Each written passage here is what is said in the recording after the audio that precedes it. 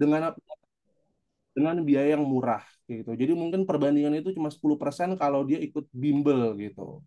Gitu. Jadi banyak teman-teman di sini tuh yang lagi berjuang nih Pak. Ada yang mungkin Yosua bapaknya apa?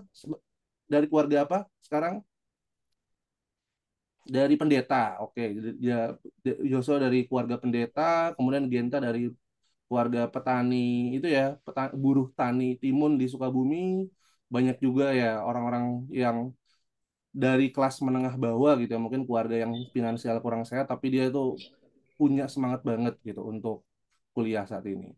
Dari semua pembicara yang udah kami hadiri nih Pak, baik itu dari Pak apa Mbah Sujiwo Tejo, ya Pak Sandi dan juga beberapa pembicara nasional seperti Abangku Panji gitu ya. Sebetulnya yang paling banget ditunggu itu Dokter Yohasan, saya yakin. Karena dari semua mimpi anak-anak di sini, ketika ditanya pasti nggak ada yang mau jadi dalang. Hampir nggak ada yang mau. Sedikit tapi banyak mau jadi pelawak gitu ya, atau stand up comedian. Tapi hampir kalau ditanya, semua itu pasti maunya jadi dokter gitu. Gitu.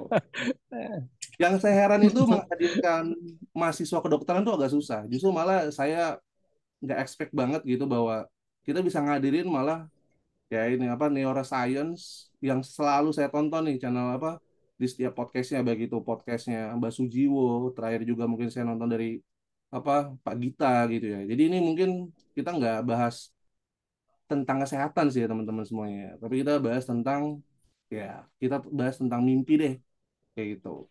Ya, oh, saya lupa nih. Mohon maaf Pak, agak lancang. Saya mungkin nanya dulu kabar Bapak. Kabar Bapak gimana Pak hari ini? Oh ya baik. Kalau bisa di kamera berarti kan baik. Kalau enggak mungkin saya di ICU ya sedang dirawat. Ya, oke, berarti baik banget kabar Bapak ya. Kayak gitu. Kabar, aduh, mohon baru dibilang ada yang baik ternyata. Mohon maaf Yosua itu apa bapaknya jangan ditampilin di kamera ya, karena ini kan untuk teman-teman aja gitu. Ya, Oh. mungkin kita mulai dari pertanyaan aja sih Pak gitu. Kan tadi saya udah sedikit cerita tentang latar belakang teman-teman yang hadir di sini ya. Oh ini saya nggak, ini emang udah biasa nih datang ada yang 700, kadang 1000 gitu ya. Karena ternyata Hmm. yang mau kuliah itu banyak banget gitu. Apalagi nanti buat teman-teman semuanya yang mau masuk kedokteran, kebetulan kalau dari latar belakangnya yang saya tahu, Pak Riu Hasan ini dari Unair Pak ya, dari FK Unair. Iya. Hmm. Ya, kalau saya dari ilmu sejarah UI, Pak. Jadi sama lah mungkin Oke. ilmu bahas-bahas tentang sejarah umat manusia ya. Mungkin dari sudut pandang yang berbeda ya. Iya. Jangan jangan salah loh teman-teman. Mungkin kalau dibanding Prof. Rio Hasan, apa yang saya pelajarin itu sedikit banget karena Pak Rio Hasan ini jangan hanya dilihat dari segi bahwa dia itu dokter dan ahli neuroscience atau ahli bahasa Arab, tapi ya mungkin ini pembelajar yang begitu hidup gitu. Makanya saya kalau saya bisa ngundang pariwasan itu sungguh keajaiban bagi saya sih, nggak expect banget sumpah gitu. Nah, mungkin balik ke kondisi teman-teman. Di antara teman-teman kita itu kebanyakan usianya ada yang 17 sampai 18 tahun. Dan kalau kita bicara tentang pendidikan sebagai upaya kita memperbesar kemungkinan, kemungkinan di sini kita masih tanda tanya, mungkin X gitu ya. Mungkin kemungkinan hidup hidup makmur, sejahtera, sukses atau bukan Indonesia maju sentosa gitu. Nah, itu X gitu ya. Tapi kalau saya mau tanya ke Pak Rio Hasan, ketika seusia saat ini mungkin ketika Bapak dulu seusia teman-teman semuanya di usia 17 tahun, apa yang Bapak pikirin sampai Bapak berpikir untuk jadi dokter mungkin? Saya kurang tak saya mungkin tahu latar belakang Bapak mungkin tapi Bapak bisa sedikit cerita ke teman-teman semuanya di sini. Ya. Selamat malam ya di sana semuanya. Di sini masih jam jam setengah dua itu, ya. Nggak apa-apa. Ini tadi Rian bertanya mengenai eh, kehidupan saya. Sekali lagi ya, Mm-mm. kehidupan saya ini tidak bisa dipakai sebagai ukuran gitu ya. Mm-mm. Karena yang pertama gitu ya, saya mempunyai privilege itu. Privilege. Meskipun saya punya handicap, saya ini punya handicap berat ya. Saya ini autisme berat itu ya. Sampai ya bukan sampai kan sampai dewasa sekarang juga cuman Sekarang itu saya sudah bisa mengatasi ya, meminimalkan handicap itu. Hmm. Saya lulus dokter, bahkan lulus dokter bedah saraf masih belum bisa ngomong di depan banyak orang itu belum bisa. Saya berlatih mulai tahun 96, baru berani ngomong di depan umum itu tahun 2009.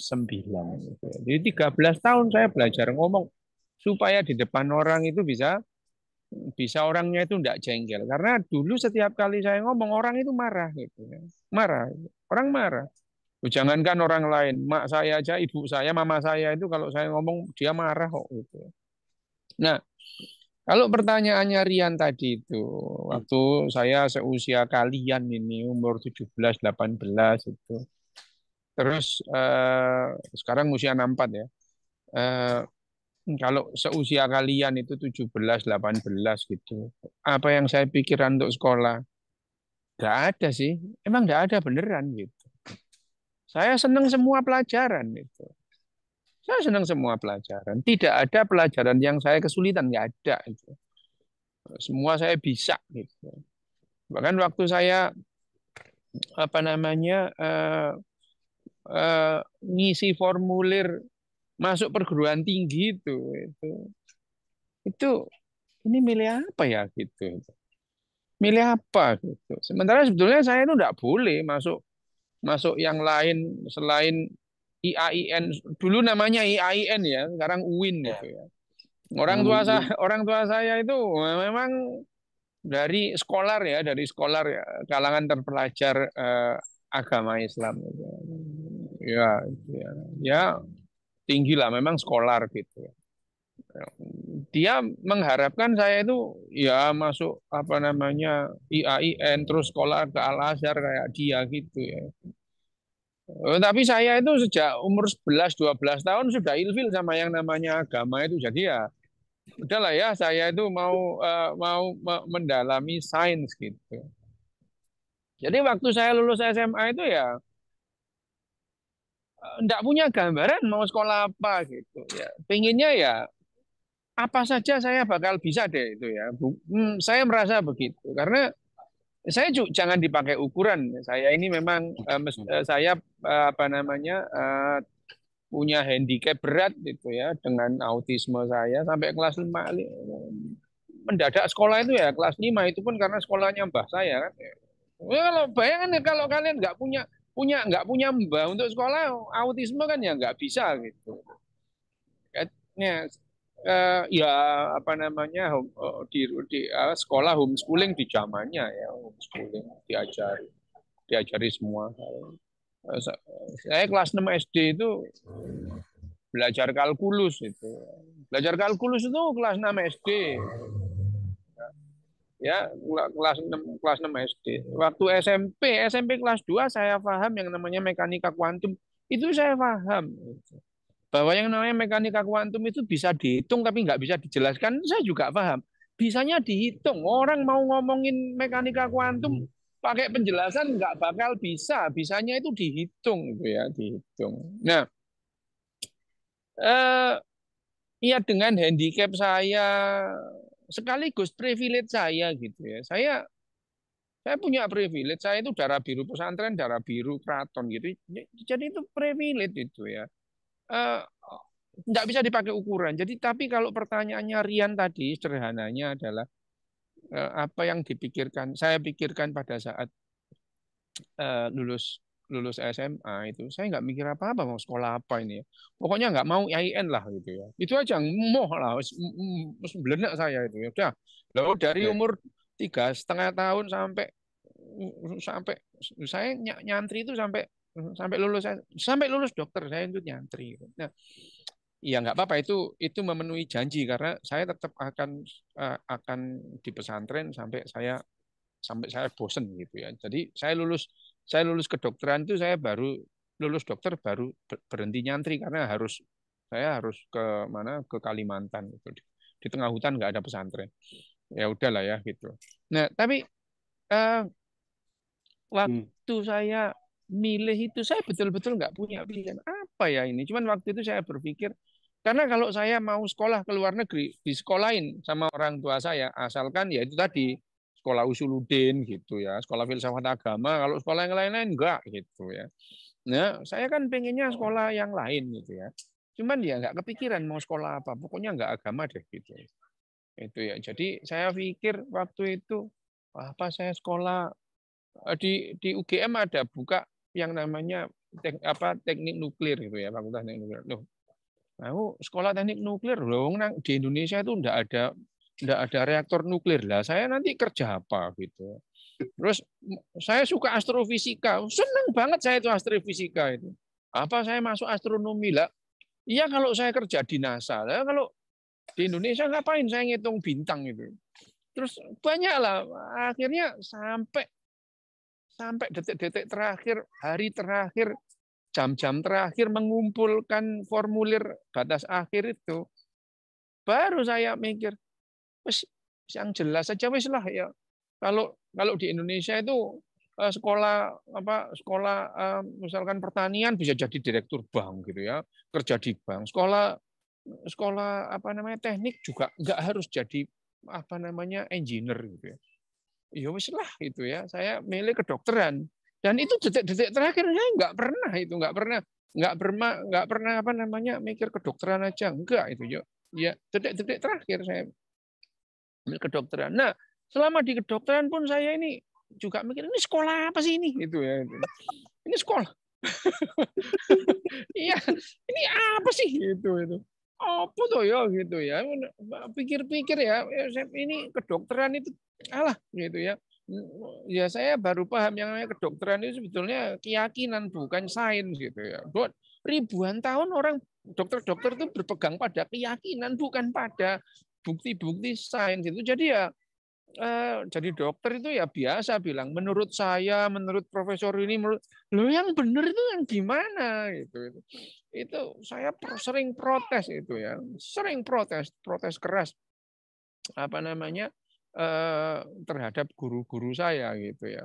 Protes ini enggak scientific blast gitu itu. Bahkan saya pernah bilang yang namanya dokter itu bukan saintis, dokter itu tukang. Marah loh dosen saya itu, marah itu.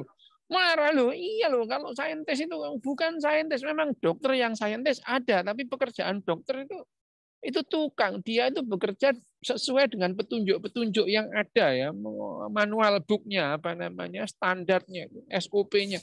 Ngikuti itu, misalkan dokter di UGD gitu ya.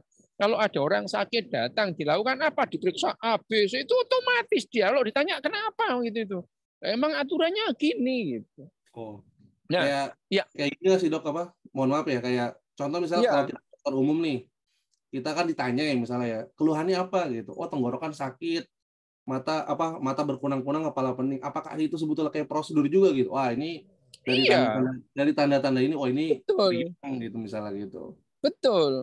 Bahwa yang namanya kepala pusing, tenggorokan sakit itu bisa dijelaskan secara ilmiah. Iya, gitu. Tapi kalau misalnya saya itu pernah sampai saya diusir sama profesornya itu. Kan saya ngomong gitu dia marah. Kamu kok bisa bilang yang dokter itu bukan saintis, tukang gitu. Loh iya, Prof itu. Aku tanya itu. Kalau eh, orang demam diberi paracetamol, betul nggak, Prof? Betul, iya itu.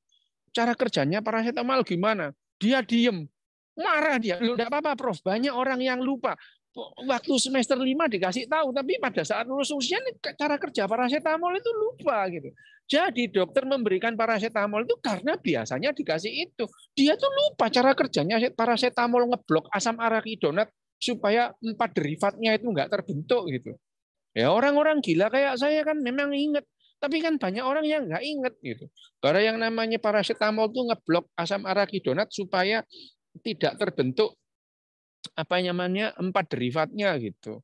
Oh, empat derivatnya itu yang menimbulkan radang gitu ya itu siklooksigenase 1, siklooksigenase 2, serotonin dan protein itu diblok gitu. Nah, aku juga dia marah aku dikeluarin gitu ya, dikeluarin. Nah, itu salah satu bukti bahwa dokter itu bukan saintis gitu.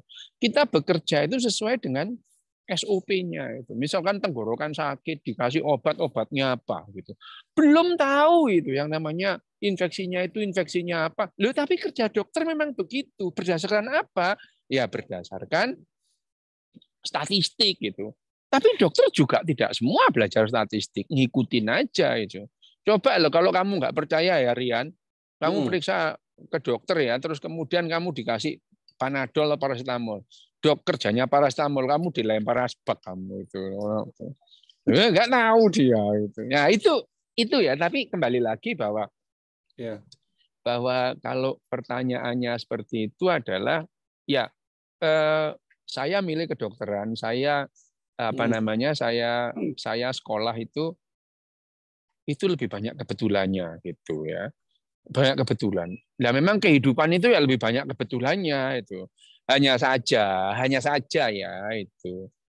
Dari awal aku ini paham bahwa yang namanya sekolah itu penting bukan untuk apa-apa ya, ya untuk senjata aja, untuk memperbesar kemungkinan bahwa aku itu bisa survive gitu. Tidak ada yang menjamin gitu ya. Cuman sejak sejak SMP, SMA itu aku juga paham. Kalau aku pengen jadi direktur ya harus sekolah gitu. Untuk memperbesar kemungkinan gitu ya. Bahwa aku kepengen jadi dosen, mana ada dosen nggak sekolah kan nggak mungkin gitu. Bahkan ya, bahkan bahkan kalau dibilang dulu itu sering orang bicara itu bahwa di sekitarku itu bahwa orang orang pinter tuh nggak harus sekolah itu. Iya memang gitu. Memang benar gitu.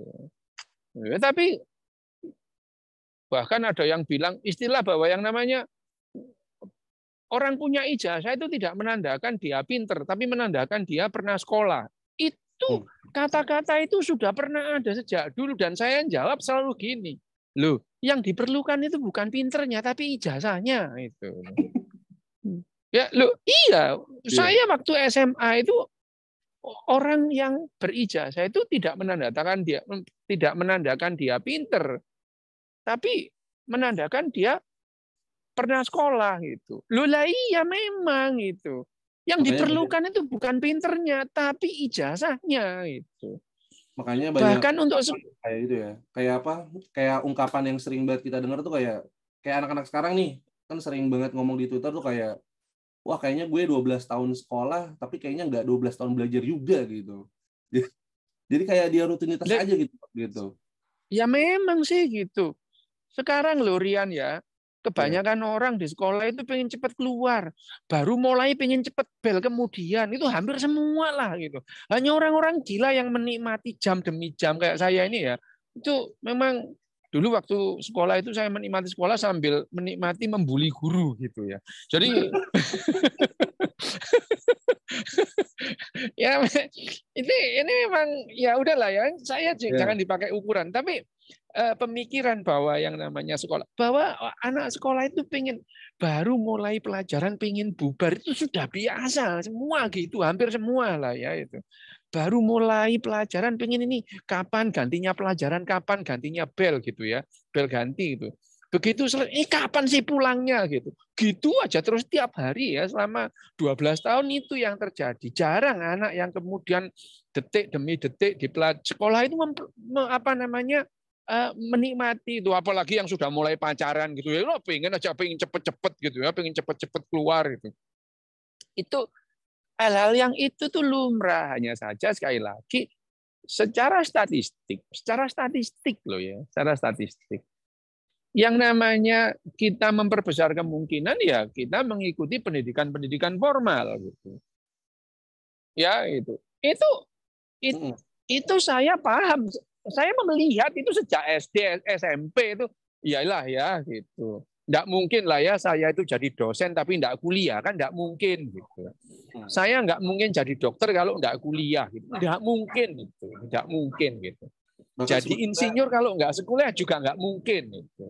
bahkan sebetulnya mungkin sebagian besar orang tuh selain kita itu memang benar-benar punya kemampuan dan keahlian, orang lain tuh sebetulnya butuh bukti gitu ya. Jadi ijazah tuh mungkin sekarang jadi apa jadi pembuktian bahwa kita tuh mungkin punya itu gitu. Meskipun terkadang ya nggak punya ijazah pun bisa gitu dok ya.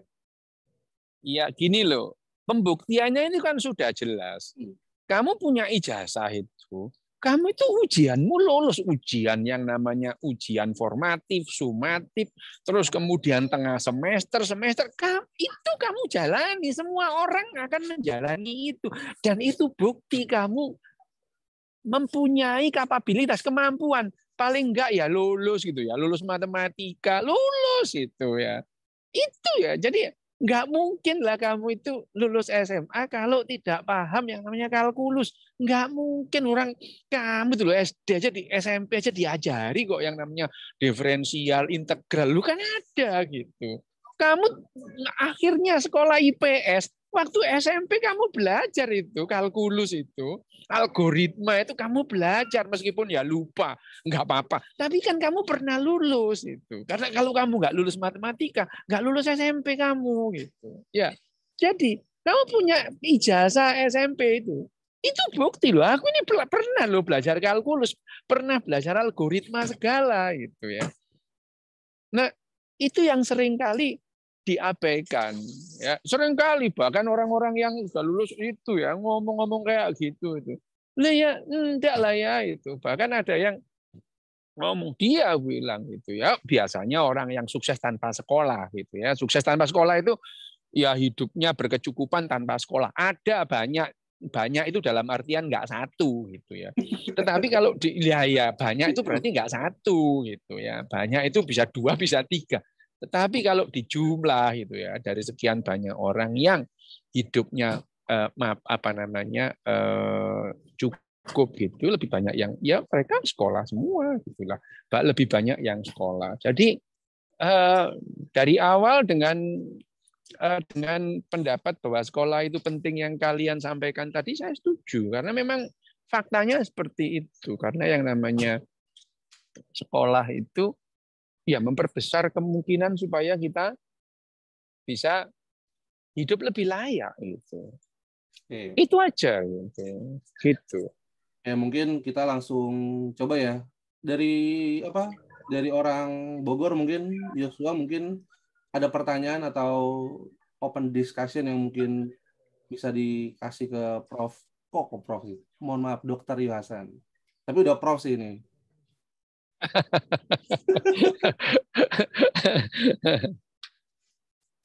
Ayo Mas Yosua.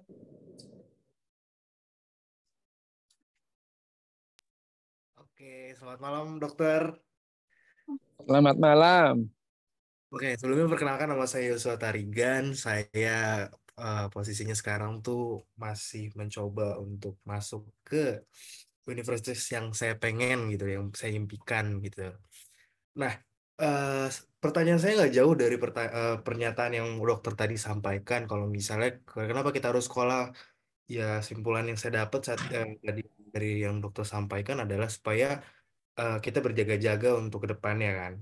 Nah, pertanyaan saya, Dok, kenapa sih kita harus berpendidikan? Kenapa kita harus kuliah di luar konsep untuk mendapatkan pekerjaan, di luar konsep untuk mendapatkan ilmu seperti ilmu hukum, ilmu kedokteran? Karena banyak yang berpendapat bahwa yang tadi dokter bilang, menjadi kaya itu tidak perlu sekolah, menjadi pintar itu tidak, menjadi berilmu itu tidak perlu sekolah tinggi-tinggi. Cukup menjadi orang yang gemar membaca, cukup menjadi orang yang memahami kehidupan sehari-hari. Nah, di luar konteks semua itu dok, kenapa sih kita harus sekolah dibanding di luar ya tadi yang tadi dokter bilang ke apa kita harus untuk berjaga-jaga ya karena dosen nggak mungkin seorang dosen tidak mempunyai jasa gitu sih dok karena sampai sekarang ini pun saya bertanya kenapa sih saya harus sekolah gitu loh kenapa saya harus harus melakukan hal ini itu yang sebenarnya mungkin memang banyak orang yang menyatakan bahwa ya tentang tadi yang dokter bilang tadi sih dok gitu sih kalau dari saya dok. Kalau pertanyaannya apakah harus sekolah, ya nggak harus lah ya. Nggak ada yang keharusan itu loh. Orang hidup itu ya kecoa, nggak sekolah ya hidup-hidup aja. Kecoa, wedus itu. Nggak sekolah ya hidup itu ya. Itu. Tapi kalau pertanyaan apakah kita itu harus sekolah, nggak ada yang mengharuskan. Nggak ada gitu. Hanya saja kita itu berpegang pada konsekuensi. Gitu. Nah, kalau pertanyaannya, kenapa yang namanya apa namanya yang kok sekolah itu Ya, karena sekolah itu sudah terbukti bagaimana pendidikan itu kan banyak itu ya. Di rumah ya pendidikan, kamu dididik lah sama orang tuamu itu ya. Kamu dididik. Tapi yang namanya pendidikan formal itu adalah akumulasi itu ya. Akumulasi dari cara mendidik beribu-ribu tahun ya, ribuan tahun orang itu cara mendidik supaya dia bisa memahami, supaya dia itu bisa menganalisa gitu ya. Dari awal mulai pendidikan membaca itu membaca dasar en ini, en ana, nina, sampai akhirnya terus kemudian diajari membentuk satu kalimat, kemudian kalimat itu bahkan per kalimat itu diurai mana yang subjek, mana predikat, objek. Jadi pemahaman kita tentang satu hal itu akan lebih komprehensif kalau kita ngikuti sekolah formal. Bahwa pendidikan non formal ya boleh-boleh saja itu, enggak apa-apa gitu. Pendidikan non formal saya ikut enggak? Ya ikut sih kursus loh. Saya itu waktu SD kelas 6 saya ikut itu kursus montir gitu ya. Terus ya kepingin aja gitu. Kepingin kursus montir. Bahkan saya SMP kelas 1 kelas 2 itu saya itu jagoan trek-trekan itu. Mau sepeda motor tuh saya modifikasi pasti menang lah gitu. Apalagi jokinya saya gitu. Loh itu itu pendidikan, tapi ya pendidikan formal itu kalau pendidikan formal itu ada standarnya gitu. Standarnya sama seragam gitu. Jadi untuk menguji itu ya, untuk mengevaluasi karena caranya itu seragam. Sehingga yang namanya ujiannya itu ya seragam. Gampangannya adalah di Indonesia itu ada ujian yang namanya ujian nasional gitu ya. Dari dulu ada Eptanas. Loh, itu kan berarti kan seorang se-Indonesia dengan ujian yang sama gitu ya. Hasilnya tentu ya bisa beda-beda tapi standarnya itu sama. Itu yang lebih memberikan jaminan untuk evaluasi karena yang namanya pendidikan itu bagaimana kita itu mau mengevaluasi hasil pendidikan. Loh ya dengan ujian itu ya. Dengan tes, dengan ujian mulai formatif, sumatif, tengah semester itu dalam rangka itu menguji ya, diuji apakah sudah cukup yang diberikan selama ini gitu ya. Itu dulu kalau zaman tahun 7 bulan ada tes hasil belajar THB, sekarang udah nggak ada lagi. Itu THB itu kuartal. Tapi sekarang juga diubah-ubah lah ya, Indonesia itu mumet dewe lah sakarpe dewe rubah yang namanya apa jenenge iya semua diubah-ubah lah, sistem pendidikan diubah-ubah. Wah, ada yang namanya berbasis dendam malah berbasis kompetensi apalah macam-macam ya. Ya itulah. Ya itu menunjukkan bahwa yang namanya menunjukkan bahwa sistem pendidikan itu ya perlu diubah meskipun ya kelihatannya orang Indonesia itu bingung mau mengubah itu apanya yang diubah gitu ya. Yang diubah yang enggak gitu ya. Yang diubah itu yang enggak. Bahkan saya pernah melihat itu draft usulan pendidikan nasional itu ya, salah satunya tahun 2013 fisika itu loh. Ada yang namanya tujuan instruksional khusus itu. Salah satunya itu meneladani sikap elektron loh yo. Kok gimana tuh ya ini fisika apa pelajaran apa moral gitu ya. Meneladani sifat-sifat elektron yang disiplin. Ini apa sih ini? Saking bingungnya loh itu ya gitu. Ini yang gini-gini itu yang membuat kita nek loh ya, makin lama makin sekolah. Tapi terlepas dari itu kalau pendidikan formal itu ya lebih memberikan jaminan akan hasilnya gitu. Kalau saya misalnya, saya waktu enggak SD ya, mulai umur 3 tahun, saya itu diajari mbah saya sendiri ya, diajari bahasa Arab, bahasa Persia, macam-macam lah ya gitu. Tapi itu kan tidak bisa dievaluasi bersama karena ya itu yang ngajari mbahku saja gitu. Tapi kalau kemudian anak SD kelas 1 ujiannya sama gitu. Jadi kurang lebih ujian SD di Jakarta dan di Surabaya sama gitu ya. Sehingga akhirnya mempunyai standar yang lebih bisa dipegang. Tapi kalau pertanyaannya apakah harus sekolah? Enggak harus gitu ya. Ya asal nerima konsekuensinya bahwa memang enggak sekolah itu. Terus jangan bilang gara-gara kamu enggak sekolah terus bilang orang itu pinter nggak harus sekolah. Oh itu memang orang yang ngomongnya gitu tuh mulutnya minta dilakban ya gitu. Tapi gini, Dok, terlepas kayak kita ngomongin tentang bahwa pendidikan formal itu penting gitu kan. Tapi sama mungkin kita bicara tadi banyak tentang kebetulan gitu ya. Kebetulan kita jadi ini, kebetulan kita jadi itu. Tapi kan pasti kita tuh dalam diri kita sendiri ya, kita ada barrier sama nilai yang mungkin kita percaya gitu. Ini bukan tentang agama ya, tapi tentang kita tuh klik atau enggak gitu sama pilihan yang kita pegang gitu. Nah, kalau kita bicara prinsip yang terpenting ketika kita memulai belajar itu sebetulnya apa? Apakah ingin aja, ataukah harus ada ekspektasi di sana, atau itu menguntungkan gitu? ini kamu keracunan keracunan motivator. Gini loh ya, bentar gini ya. Justru kita nih Dok, karena banyak pertanyaan pasti kayak gini. Ya. Termasuk dari Yosua tadi itu kan. Iya, gini. Tapi lumrah lah ya, manusia itu sejak zamannya Plato sampai sekarang ya hampir 2000 tahun manusia itu keracunan yang namanya keracunan esensialisme, keracunan Plato kita ini. Jadi kita itu keracunan epistemologis. Jadi ya manusia itu selalu melihat itu dalam sisi epistemologis itu ya. Bagaimana seharusnya, tidak melihat bagaimana apa adanya, itu yang namanya ontologis itu ya. Nah, dalam pendidikan penelitian ya memang dua-duanya itu harus paham, dilihat dari sisi ontologis dan saraf. Nah, tapi kalau kita tadi itu mau yang namanya semangat, ayo semangat. Itu ya yang ngomong gitu tuh motivator, kamu jangan percaya loh, motivator itu tidak bisa mengubah apapun gitu ya. Cuman kamu mengikuti sesi motivasi itu ya seperti nonton stand up comedy itu loh ya, habis itu ya nggak ada yang berubah gitu ya. Oh, kamu ikut apa, kira kamu ngikut motivasi terus kemudian besok kamu bisa membeli dunia, ngomong kosong lah ya. Itu. Tapi gini, kembali lagi ya bahwa yang namanya kebetulan itu.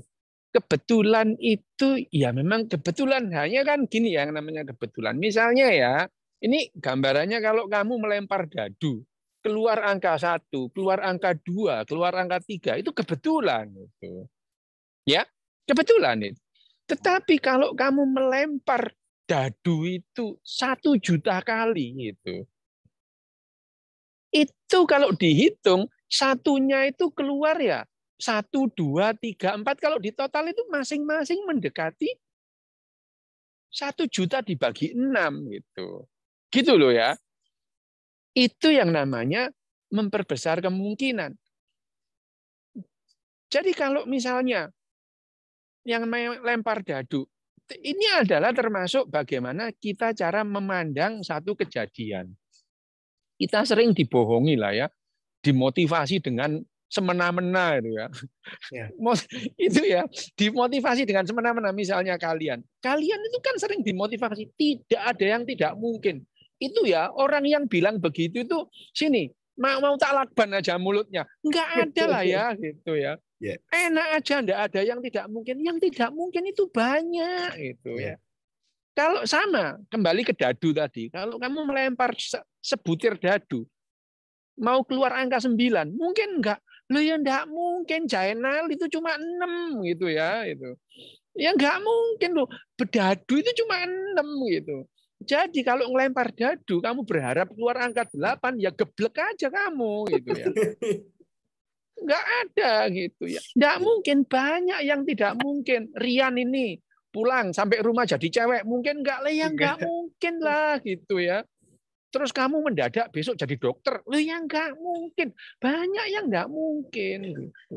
Jadi pernyataan tidak ada yang tidak mungkin itu adalah pertanyaan motivasi yang semena-mena. Kamu dibohongi, loh banyak yang tidak mungkin gitu. Tapi kalau pernyataannya itu diganti sedikit, segala kemungkinan bisa terjadi. Tapi ya nggak mungkin, ya nggak bakal terjadi. Kamu ngelempar sebutir dadu, keluar angka 8, ya nggak mungkin, Zainal, itu cuma 6 gitu ya. Tetapi kalau pertanyaannya, apakah mungkin saya melempar dadu 1.000.000 kali, keluar angka 6 terus? Mungkin, tapi kemungkinan kecil, 1/6 pangkat 1 juta. Loh gitu.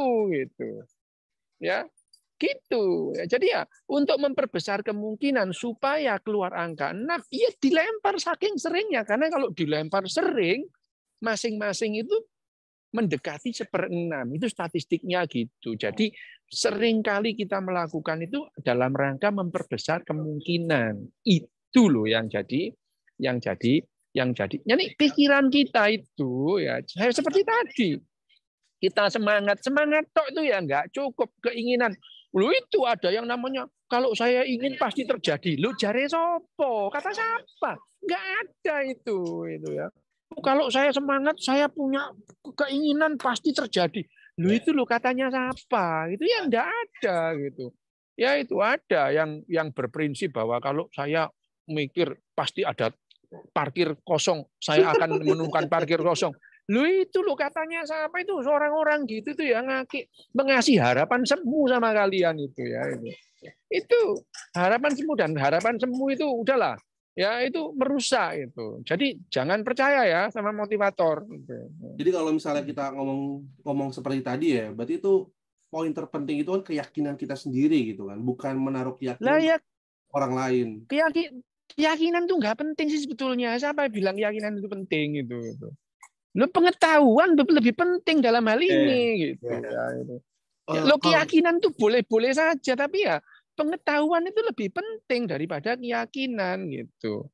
Lo kamu boleh saja yakin di bawah kolong mejamu itu ada kodok berkepala babi, tapi ya tidak lantas keyakinanmu itu benar ada gitu ya itu. Tuh ya, jadi dalam hal ini keyakinan bahwa kita misalnya saya yakin kalau saya melewati hal ini itu akan terjadi. Ya enggak.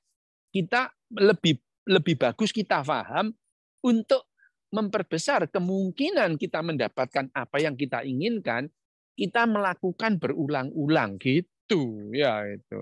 Oke, Dok, kalau boleh. Ya. Apa saya bilang? Meskipun Pak Riyuhasan ini dokter, tapi yang kita dapetin ini nggak ada hubungannya sebetulnya tadi sama dokter-dokter itu tadi ya. Yeah. Karena mungkin mereka ngira Prof Riyuhasan, saya udah terbiasa ngomong Prof nih. Pak dokter ini mungkin bakal ngasih hal-hal yang sifatnya itu substantif aja gitu. Kayak poin-poin, motivasi, segala macam. Ayo jadi dokter seperti itu. Ternyata harapan kita terbantahkan teman-teman semuanya ya. Mungkin gimana Yos? Mau nyambung apa? Aku mau nambahin yang tadi sih, yang dokter bilang untuk mencoba berkali-kali untuk memperbesar peluang kita. Tapi Dok, sebagai generasi Gen Z yang Bang Riansko bilang, kita ini setiap dalam mencoba pasti adalah titik jenuh di mana kita sebenarnya gue bisa nggak sih gitu loh. Sebenarnya gue udah sampai mana sih gitu loh. Dan apa ya bohong kalau misalnya kita nggak berharap untuk sampai gitu. Dan pasti kita ada titik di mana kita bingung dan jenuh, dan banyak apa ya kita udah curhat sana sini, udah yang kayak bang gue gini gimana bang, tapi setelah dinasihatin berkali-kali tetap aja kita berada di fase yang kita tuh pengen banget gerak, cuman udah di fase yang semangat itu mulai hilang Dok. Nah dari sepertinya Yosua butuh motivasi Dok ini. Udah gitu. Dan dari tanggapan dokter gimana nih supaya kita tuh tetap dari tadi diomongin untuk sampai motivasi gitu ya. Ya gini. Karena jujur belakang ini rasa aduh, kalau ini ya gimana ya gitu sih. Tadi kan udah dibilang keyakinan itu nggak penting, tapi Anda butuh diyakinkan. Gimana ini jadi? Iya juga ya. Sebentar ya. Ini jangankan kamu lah ya. Aku itu loh sampai Koskap. Kalau di Surabaya itu namanya Koskap ya. Koas itu ya. Koas itu. Sampai Koas itu saya mikir, ini sekolah apa sih, sekolah kok tidur rumah sakit, nggak masuk akal lah ini itu ya. Ini loh gitu ya. Jadi jangan kan Apalagi ya kedokteran itu Ya, ya. ya. Kedokteran itu gap antara orang yang baru belajar dengan yang di atas. Wah, itu jauh banget lah pengetahuannya itu. Jauh. Jadi waktu saya koas itu benar-benar kayak dilepas di lautan tuh. Melihat yang namanya dokter, profesor itu pengetahuannya tuh. Ada lah. Ini aku bisa nyampe ke situ enggak ya gitu. Perlu waktu Ya, berapa ya, tahun lagi gitu. ya. Itu seringkali terus membuat kita itu putus asa sendiri gitu. Lah, ini aku harus butuh sekolah 6 tahun, kemudian sekolah S3 5 tahun. Aduh, Ya, lah ini kapan aku kerjanya gitu. ya, ya, ya. Sama, Pak, saya juga punya pemikiran waktu itu. Waktu saya koas itu, koskap itu ya. Waktu saya koskap itu saya juga ada ilmunya ini kok jauh banget ya gitu ya. Jauh banget lah ya. Itu aku nggak Ya. paham apa yang mereka omongin gitu ya. Nggak paham lah. Mereka sudah ngomong, waduh biologi molekuler. Lah kita itu kok biologi molekuler, ilmunya aja nggak paham gitu ya. Hal-hal yang semacam itu seringkali membuat kita kalau orang Jawa bilang itu awang-awangan gitu. Ya. Iya enggak gitu ya. Hanya saja ya memang keinginan itu memang setiap orang tidak seragam gitu. Ya. Tidak seragam setiap orang. Misalkan dulu ya saya waktu saya lulus dokter itu ya tahun 88 itu ya kalau ditanya kalian mau spesialis enggak gitu. Itu kurang dari 25% yang ingin spesialis. Tapi sekarang beda gitu. Sekarang setiap dokter yang baru lulus itu ya 90% lebih dia akan kepingin spesialis gitu ya. Itu yang jadi persoalan kalau kita memang sekolah kedokteran. Anak saya itu dua-duanya dokter gitu ya. Tapi waktu dia itu mau masuk dokter saya beritahu, kalian harus sekolah minimal 20 tahun gitu. Wow. Minimal 20 tahun. Kenapa? Loh ya iya itu. Karena sekolah itu untuk sekolah menjadi misalkan mulai jadi dokter sekolah lulus terus kemudian jadi dokter butuh waktu 6 tahun gitu ya. 6 tahun terus kemudian untuk sekolah lagi jedanya itu kira-kira 3 tahun gitu ya. 9 tahun gitu. Bisa masuk sekolah lagi. Kan sekarang itu ada yang namanya apa jenenge magang terus kemudian ada yang internship macam-macam lah ya itu ya nggak apa-apa juga mau nggak mau dilewatin gitu ya itu juga gitu jadi dari lulus ke sekolah lagi itu jedanya bisa 3 tahun gitu ya itu bisa 3 tahun itu 10 tahun terus kemudian sekolah lagi sekolah spesialis ya rata-rata 5 sampai 6 tahun terus memperdalam spesialis untuk subspesialis. Nah setelah itu kamu siap bekerja. Gitu. Kalau ukurannya itu aku gitu loh ya gitu. Itu ukurannya itu aku. Tapi ya kalau kemudian hanya jadi dokter, saya pengen jadi dokter umum ya sudah selesai itu. 6 tahun ya lulus jadi dokter umum. Enggak apa-apa juga ya banyak aja. Cuman kalau pengen dokter itu terus kemudian pengetahuannya itu ya pada tingkat yang memadai menurut ukuran saya ya udah kalian siap-siap aja sekolah sampai 20 tahun gitu ya itu sebetulnya cara saya mau mematahkan motivasi anak saya itu jadi dokter gitu ya. Jadi ya Jadi ketimbang Anda diyakinkan nih Yos sekarang, berarti Anda sebetulnya dibuat tidak yakin sekarang ini. Oh, wah, baru sih. Ini baru sih. Ya, ini loh, maksud saya yakin itu nggak apa-apa, tapi realistis itu lebih penting gitu. Siap dong, siap. Ya. Terima kasih. Mungkin boleh nih satu cowok lagi ya, Sakti. Boleh, Sakti.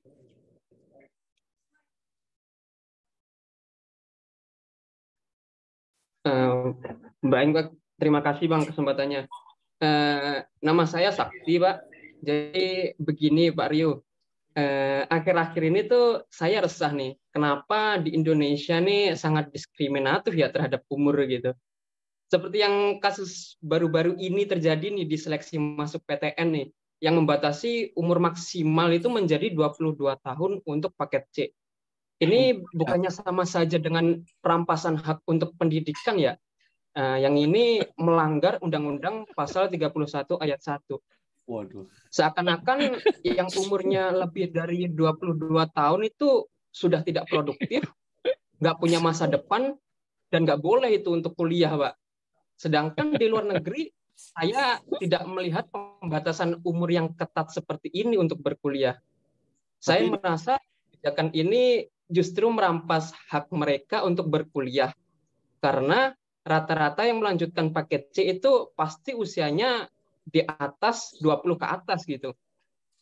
Salah satunya yang saya cari tahu itu banyak yang terdampak oleh kebijakan ini, salah satunya dari latar belakang pesantren.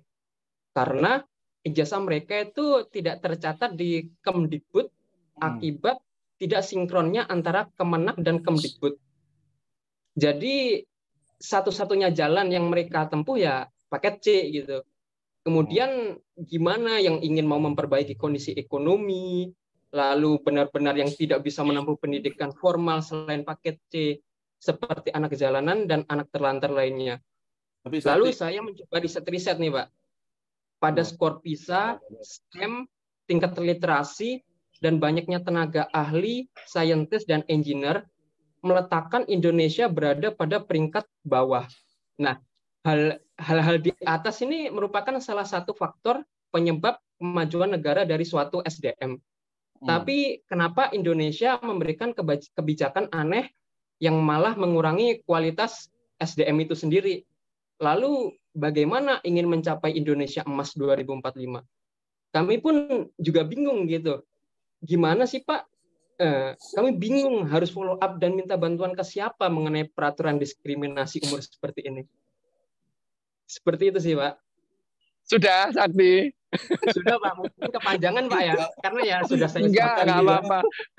Kamu kayak SJW di medsos gitu ya. Oh, enggak, Pak. Ini sudah. Sakti. Enggak apa-apa, Sakti. Enggak apa-apa. Tapi gini loh, Sakti ya. Yang kamu sampaikan itu yang hal-hal yang ideal menurutmu ya gitu ya. Sayangnya Sakti, alam semesta itu jalan itu tidak nuruti karpe raimu ya, tidak nuruti keinginanmu gitu ya. Alam semesta itu ada konsekuensi, ada jalan sendiri-sendiri ya. Lah ya memang loh ya, Indonesia seperti sekarang itu tuh jalannya panjang, tidak mendadak gitu ya. Tidak mendadak gitu ya. Indonesia itu jadi seperti sekarang itu pelan-pelan jadi kayak gini gitu. Ya kalau kamu membandingkan antara Indonesia dengan negara lain gitu, jalannya gampang Sakti, kamu pindah negara aja gitu, itu gampang sudah, itu lebih gampang itu ya. Lu di negara lain tidak ada pembatasan umur lah ya, gimana kalau sekolah di negara lain gitu ya. Karena di Indonesia itu yang seperti sekarang itu ya jangankan kamu tanya ke aku, presiden aja nggak bisa lo ngubah, beneran ini itu ya. Beneran itu, kamu orasi selama 3 menit 3 menit 40 detik tadi itu ya. Itu ya presiden juga nggak ngerti itu mau gimana gitu. Mulainya dari mana gitu. Nggak tahu gitu. Bahwa yang kamu sampaikan tadi idealnya iya bener ya, nggak ada salahnya, itu bagus yang kamu sampaikan itu. Bahwa menteri itu sampai sekarang itu nyemplung sampai hampir 5 tahun itu juga nggak bisa ngubah itu nggak bisa gitu ya. Karena hal-hal yang mendasar itu tidak dilakukan. Gitu. Sebetulnya kalau seperti idemu tadi itu, bagaimana supaya masyarakat itu tidak diskriminatif, terus kemudian memperhatikan masyarakat secara merata gitu. Itu sudah pernah dilakukan ya oleh negara-negara Nordik gitu ya, negara-negara Finlandia, Denmark gitu. Dalam waktu pendek mereka itu bisa menyamai lah negara-negara tetangganya di Eropa Barat gitu. Tetapi yang dilakukan Finlandia dan Norwegia itu Belum tentu loh kalian itu mau melakukan itu. Belum tentu itu. Saya pernah ditanya, ya mereka belum tentu. Misalnya dilarang ngajari anaknya sembahyang. Ayo, coba itu dilakukan di mana? Di Finlandia. Nggak boleh. Tapi kalau anaknya sembahyang, ya nggak boleh dilarang. Caranya sembahyang gimana pun itu. Hal-hal yang demikian itu belum tentu kalian itu bisa menerima gitu. Ya, iya itu. Di Finlandia, kenapa orang Finlandia, orang Norwegia mendadak menjadi masyarakat yang paling bahagia padahal tahun 80-an akhir mereka itu penjara penuh, mereka berantem antara pengikut Yesus sama pengikut Valhalla, berantem nggak ada ujungnya. Mendadak sekarang mereka menjadi negara paling bahagia gitu. Ya, belum tentu juga kalian mau seperti itu kalau caranya itu terus kemudian ya itu tadi itu. Nggak boleh ngajari anaknya sembahyang, nggak boleh ngajari anaknya berdoa. Lah, kalian bisa menerima nggak? Kalau bisa menerima ya nggak apa-apa gitu. Makanya saya tidak pernah mengatakan yang namanya Finlandia itu lebih bagus dari Indonesia. Enggak gitu. Saya juga tidak bilang bahwa yang namanya Jepang itu lebih bagus dari Indonesia. Tidak. Sekedar beda aja. Bedanya apa? Jepang tertib, Indonesia enggak. Itu bedanya gitu ya. Ya, bedanya Finlandia sama Indonesia apa? Bedanya Finlandia bahagia, Indonesia enggak gitu. Tapi apakah lebih baik? Ya enggak gitu. Nah, permasalahan pembatasan umur tadi itu yang membahas juga bukan orang satu gitu ya. Itu bukan keputusan individual itu. Itu keputusannya sejak rapat di tingkat kecamatan, terus kabupaten, kota madya, terus kemudian sampai ke provinsi, akhirnya membentuk kurikulum di pusat. Itu yang muncul gitu itu ya. Itu yang muncul. Kenapa demikian? Pertimbangan orangnya itu banyak. Jadi keluhan sakti tentang pembatasan umur itu bukan keputusan individual, bukan keputusannya menteri, bukan keputusannya presiden, tapi itu keputusan kolektif yang kamu tidak tahu mulainya di mana, tahu-tahu bingung aja gitu ya. Bingung aja itu. Sama dengan kurikulum yang berbasis kompetensi, berbasis dendam lah apa itu. Itu bukan keputusan individual gitu. Jadi kalau sakti itu mau menyalahkan, yang disalahkan siapa gitu. Loh, karena itu ada hasil rapat, mulai rapat tingkat kecamatan, kabupaten, provinsi, terus sampai akhirnya kurikulum nasional itu. Ya bahwa yang namanya sumber daya itu akhirnya yang berpotensi malah terhambat. Lah, itu konsekuensi gitu. Konsekuensi pendidikan ya seperti itu. Konsekuensi yang namanya pendidikan dan pengasuhan ini adalah konsekuensinya gitu. Kita itu perlu tahu konsekuensi bahwa kalau kita mendidik dan mengasuh gaya Jepang, itu tidak akan menghasilkan yang namanya komunitas Pakistan atau Afghanistan. Sebaliknya, kalau kita mengasuh dan mendidik gaya Afghanistan, tidak menghasilkan Jepang gitu. Jadi masalahnya kita itu mendidik gaya Pakistan, mengharapkan komunitas kita seperti Jepang, lah ya geblek ya gitu. Nah, sekarang hal-hal yang sesuai dengan konsekuensi tadi yang kita pahami gitu. Sekali lagi ya, kalau aku ditanya kenapa Indonesia begitu, lah ya enggak tahu. Yang membuat undang-undang juga bukan aku, yang membuat kurikulum juga bukan aku. Aku akan sok tahu kalau aku menjawab pertanyaanmu. Pertanyaanmu tadi itu satu jawaban singkat, aku enggak tahu Sakti. Gitu. Tapi kalau kamu kepingin bahwa lo di luar negeri nggak ada batasan, kan gampang kamu pindah ke luar negeri gitu ya. Lo iya, saya juga demikian. Saya sekolah di luar negeri karena apa? Aku kalau sekolah di Indonesia nggak bisa ya. Lulus dokter iya, tapi berikutnya, kalau aku di Indonesia itu nggak cocok lah ya. Makanya itu gitu. Nah, lo kan memerlukan biaya, ya sama aja lah. Sekolah di Indonesia apa nggak perlu biaya? Sekolah di Indonesia itu kadang-kadang biayanya lebih mahal. Gitu ya. Di Jerman ini loh ya, sekolah itu yang mahal itu cuman untuk kehidupan sehari-harinya, sekolahnya gratis.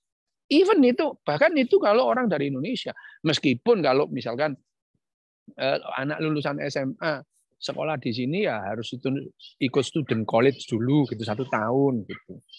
Ikut di Jakarta atau di Surabaya kayaknya ada gitu.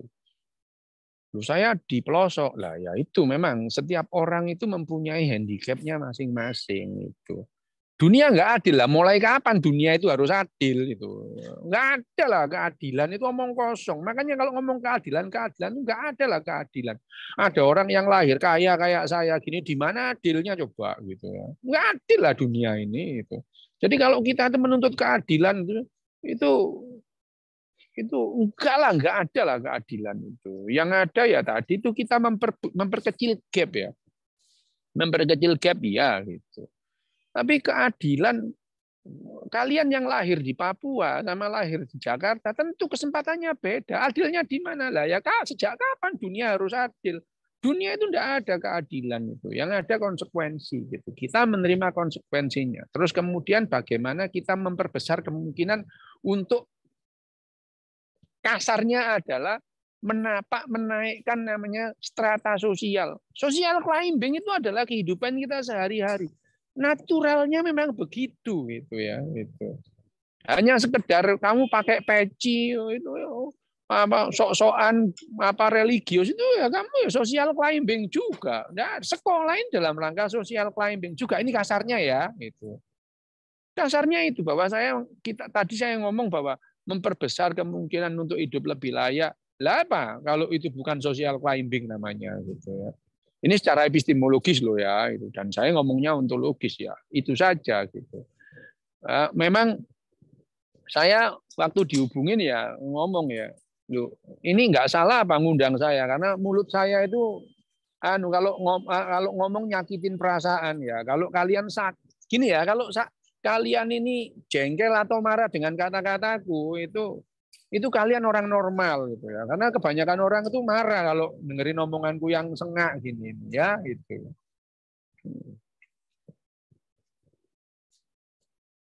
Ya, gimana Sakti? Ya, gimana Bang ya? Lebih ke itu sih.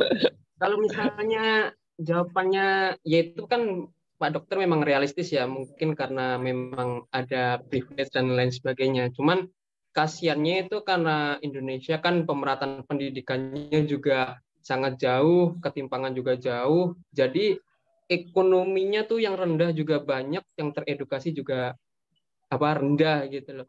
Jadi bagaimana nih nasib yang umurnya di atas 22 tahun agar bisa mungkin bahkan pindah negara. Keuangan aja sulit, lalu bagaimana ingin kuliah gitu loh Pak. Nah, itu nih. Itu sih Pak, agak kebingungan kita gitu. Loh lah iya, terima konsekuensi, kita terima nasib lah gimana? Gitu, gimana sih gitu ya?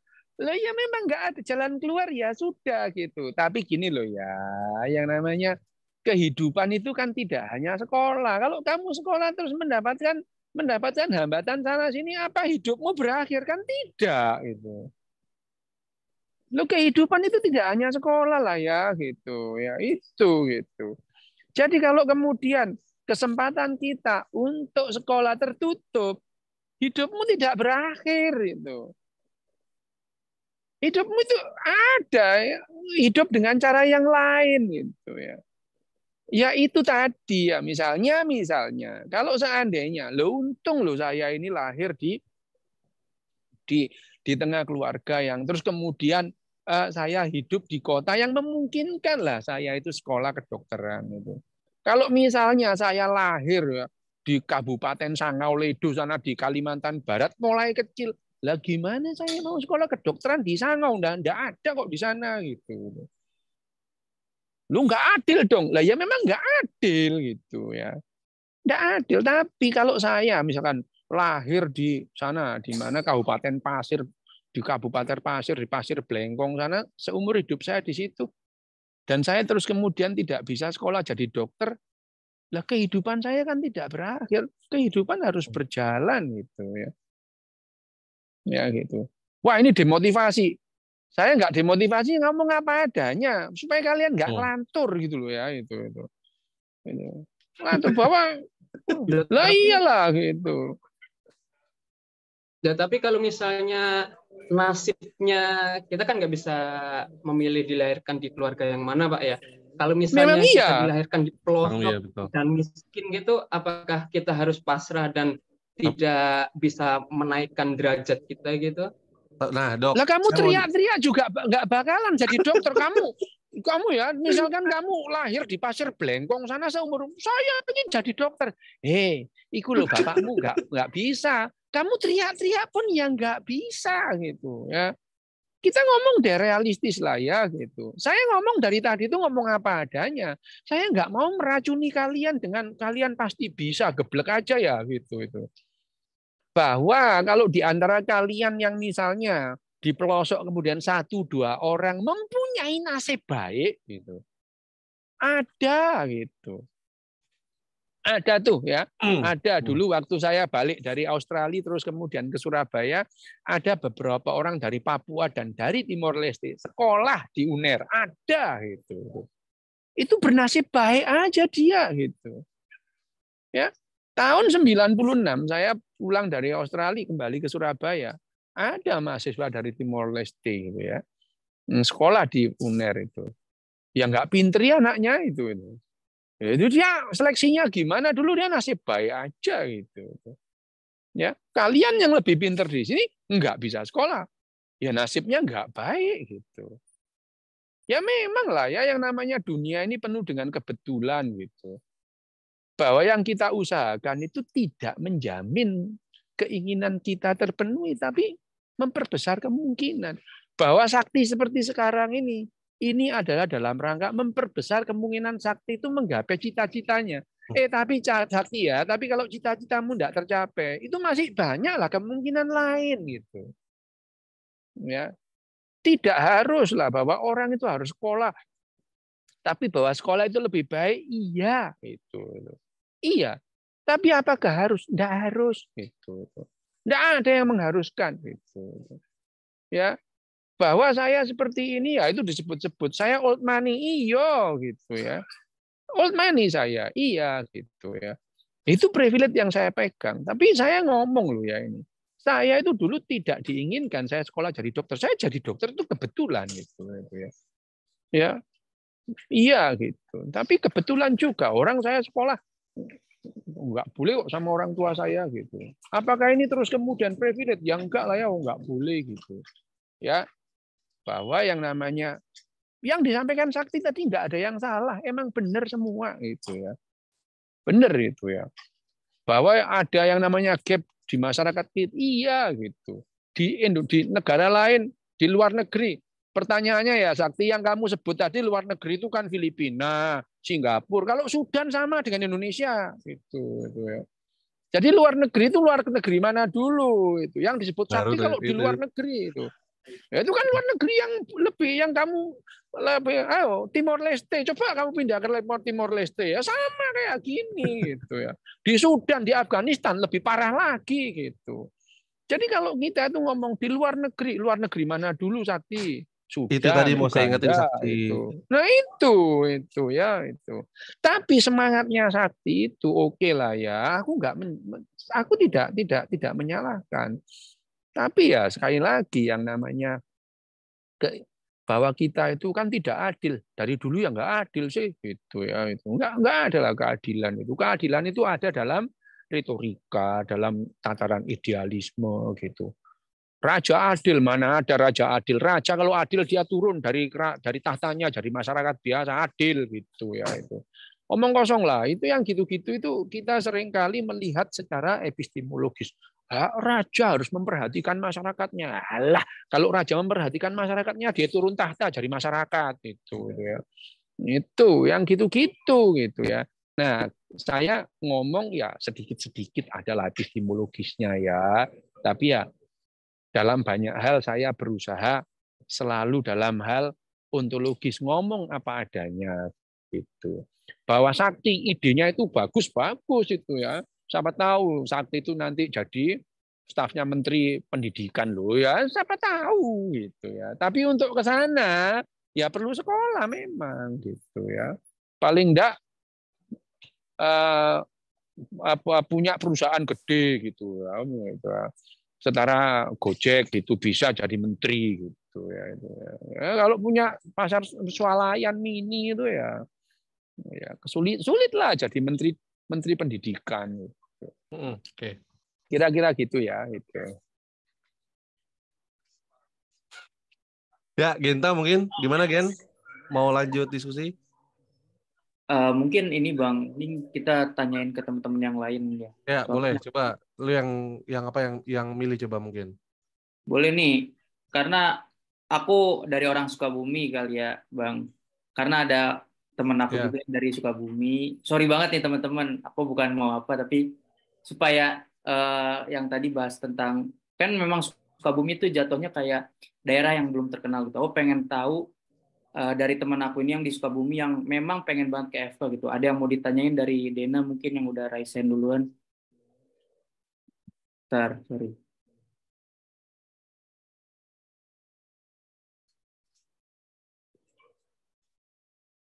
Udah. Halo, terima kasih Genta kesempatannya. Halo, selamat malam dokter. Selamat siang ya. Sama aja. Oke. Ya, aku mau bertanya dokter. Ini kan aku juga nih dari latar belakang yang memang tidak memiliki privilege yang orang tua bukan dari akademisi maupun finansial yang bagus gitu. Nah, relevan gak sih dokter kalau misalkan aku tuh mempunyai mimpi besar nih buat menjadi seorang dokter. Nah, tapi sementara banyak juga teman-teman atau orang lain yang sama kayak aku dari segi finansialnya kurang itu, dia tuh berharap jika dia masuk kedokteran dan menjadi dokter itu, dia tuh menganggap bahwa dokter itu merupakan pekerjaan yang bisa menghasilkan banyak uang gitu dokter. Nah, tadi juga aku baca beberapa di komen gitu kayak kenapa sih kalian mau jadi dokter? Katanya uangnya tuh banyak gitu. Apalagi kan dari teman-teman yang finansialnya kurang gitu itu tuh berharap banget jadi dokter tuh ada beberapa yang kayak aduh aku mau memperbaiki keuangan keluarga atau misalkan di masa depan tuh pengen banyak uang. Nah, jadi dokter tuh merupakan salah satu pekerjaan yang pasti gitu. Itu dokter gimana menurut pandangan dokter yang udah lama jadi dokter? Apakah emang benar kalau misalkan jadi dokter itu bakalan menghasilkan banyak uang gitu? Gitu aja sih dokter. Ya iya pasti. Ini ya, Dek, ini saya itu waktu saya sekolah kedokteran, hari pertama masuk itu diusir sama dekan, suruh keluar. Gitu. Disuruh keluar. Kenapa? Waktu itu kan hari pertama diterima itu terus ditanya itu, apa motivasi kalian jadi dokter gitu ya. Walah, semua itu jawabnya ya pada umumnya saya ingin mengabdikan diri, saya ingin mengamalkan ilmu macam-macam lah ya itu. Giliran aku ditanya itu adalah kenapa kamu pengen jadi dokter? Saya lihat di Indonesia ini waktu itu ya tahun 80 itu saya melihat dokter-dokter di Indonesia ini hidupnya itu secara finansial layak. Lu ditanya aku, lu jadi kamu itu jadi dokter kepingin kaya? Emang salah ya pengen kaya ya gitu? Wah dimaki-maki aku disuruh keluar. Kamu keluar. Pikirkan dulu tujuanmu sekolah sebelum kamu melanjutkan studi. Loh aku ya mikir apa salah kepingin kaya ini loh itu. Loh, orang saya kepingin kaya juga nggak nyuri kok nggak jahat kok. Disuruh keluar itu. Saya disuruh keluar di parkiran itu saya salahku ini apa? Pengen kaya kok nggak boleh ini itu.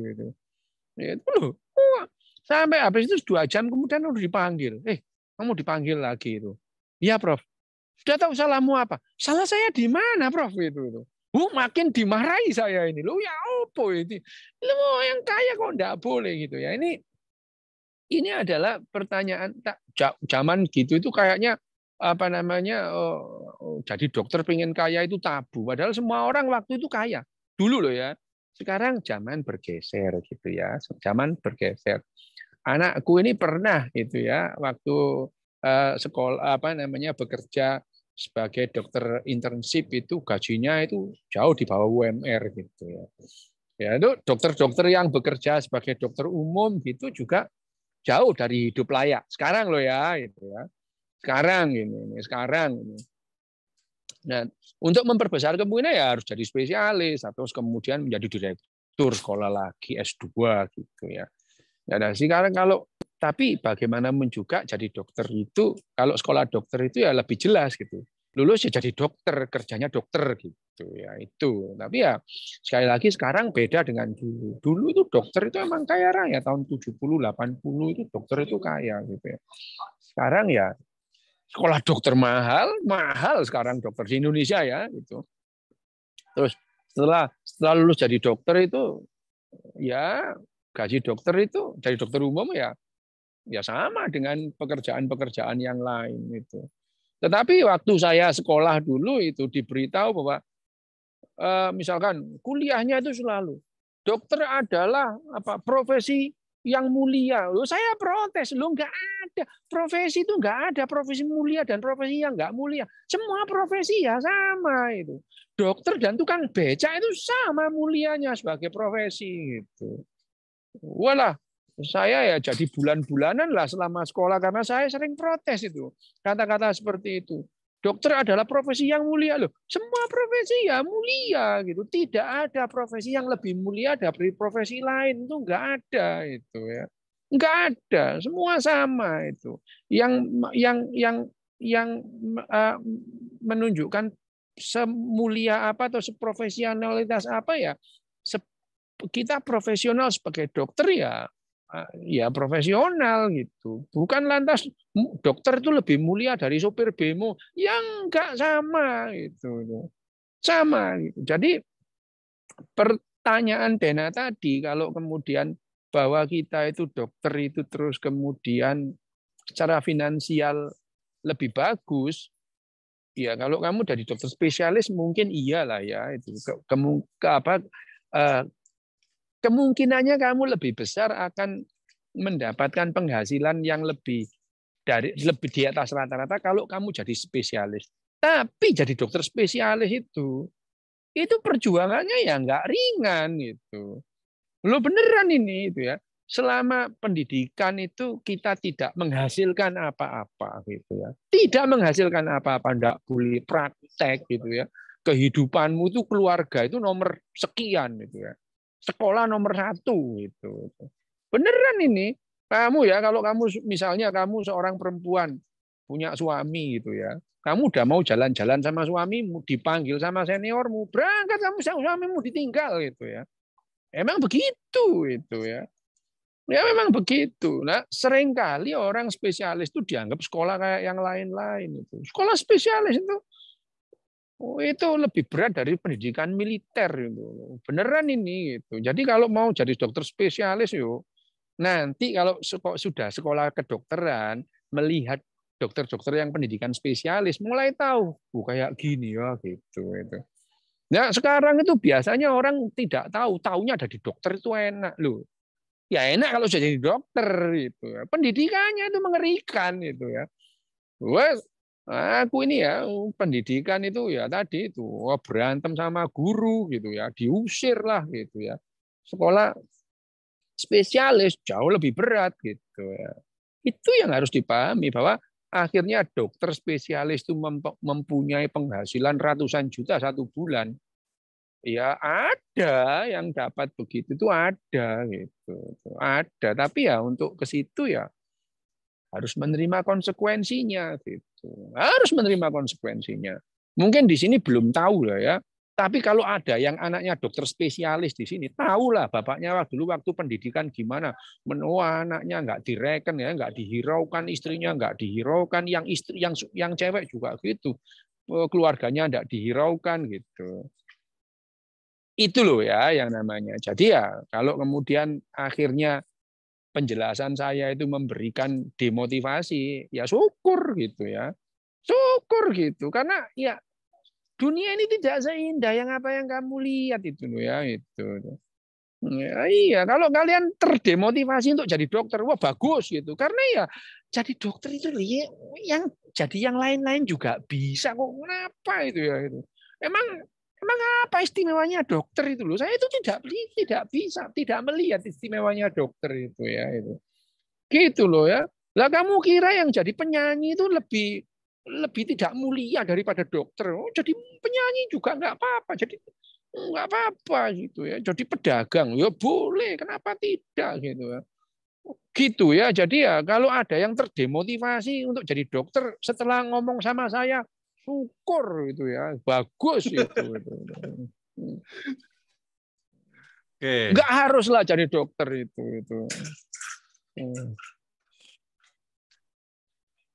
Oke, sepertinya sudah banyak yang terdemotivasi, 1.000 orang di sini ya.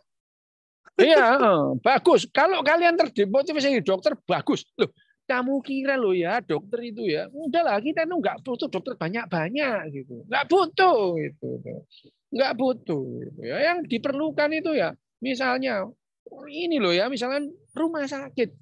Nih kasih contoh ya rumah sakit. Rumah sakit itu nggak perlu dokter banyak. Rumah sakit itu butuh security lah, butuh cleaning service lah, butuh macam-macam lah. Dokternya cuma sedikit. Lah aneh kalau dokter itu merasa lebih penting dari yang lain. Oh, dokter itu loh ya, dia datang kalau yang namanya cleaning service-nya nggak ada itu dia nggak bisa operasi loh ya gitu. Nih ya, ini jadi sekali lagi ya, memang kenapa itu di Indonesia itu kalau ditanya cita-citanya dari apa? Jadi dokter gitu ya. Nggak ada loh yang jadi sopir gitu kok nggak ada, kenapa gitu. Loh ya itu loh ya gitu. Bagi saya itu, saya ini kalau masuk rumah sakit itu ya tergantung namanya cleaning service, tergantung yang namanya bagian electricity gitu ya. Gitu ya gitu. Oke. Oke, mungkin satu pertanyaan terakhir ya sebelum kita akhiri demotivasi malam ini. Mungkin boleh ke Kalista ya. Silakan Kalista. Tapi jujur dok, saya nggak pernah berharap ini sebagai ajang motivasi gitu. Memang saya berharap lebih ke ajang apa? Ya kita tuh bersikap realistis gitu tadi ya. Memang dari awal. Bagus ya itu. Makanya kita sebut mentoring bukan webinar. Karena kalau webinar ya peserta harus manggut-manggut baik kayak gitu. Kalista, itu kenapa ada kumisnya itu? Kenapa ada kumisnya itu? Oh ini, oh iya lupa cabut filternya. Nggak apa-apa sih dok. Nggak apa-apa, keren kamu ya kayak Pak Raden. Ini gimana? Ini dok, oh ya sebelumnya kenalin namaku Kalista. Ini maaf ya kalau aku agak nervous gitu, jujur aku excited gitu ya. Itu aku mau nanya, ini ringan sih, nggak berhubungan, yang nggak berat banget. Oke, udah dicap ringan nih. Ya. Kan dokter Rio tuh bilang kalau hidup dokter Rio tuh sebenarnya pas mau jadi dokter itu sebuah dipenuhi dengan kebetulan, iya. Kebetulan, iya. Iya, dokter Rio tuh perubahan hidupnya tuh sangat ekstrim kan. Jadi kayak pas dokter Rio masuk ke dokteran aja, ini belajar apa sih gitu kan, masih merasa kayak gitu. Tapi justru aku memandangnya dokter Rio tuh tetap hebat gitu. Walaupun bingung-bingung gitu juga, sekarang dokter Rio udah di Jerman, terus udah jadi dokter saraf gitu kan. Yang aku penasaran itu gimana pandangan dan pengalaman dokter Rio ketika belajar gitu. Karena sebenarnya cara menghadapi hal yang perubahan ekstrim itu sangat sulit sih dok, kalau bagi aku ya. Jadi aku lebih ke kagum sih sebenarnya, kayak gimana caranya dok beritahu gitu. Gitu sih kira-kira. Ini pertanyaan yang sering ditanya di Twitter juga sebetulnya dok gitu. Jadi kebanyakan dari kita tuh banyak mau copy paste pengalaman orang mungkin sekarang kalau kayak gitu. ya gini ya, kalau ya meskipun aku itu selama sekolah itu, ini sekolah apa sih gitu ya? Sekolah apa sih? Sekolah kok tidur rumah sakit ini loh gitu ya?